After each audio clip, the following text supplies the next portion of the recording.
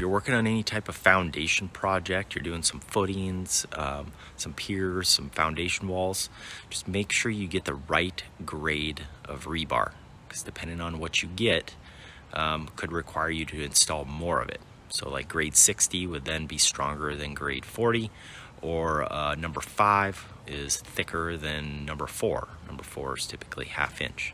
But I got a little piece of rebar here, and I will show you a little bit of what I'm talking about.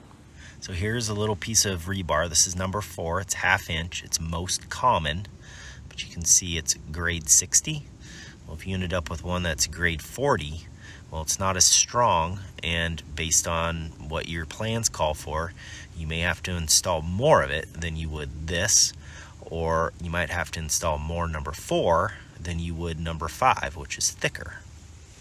So this has been with Building Code Tips. If you're working on any type of foundation rebar project, just make sure you have the right grade rebar and the correct sizes so that your project will run smoothly.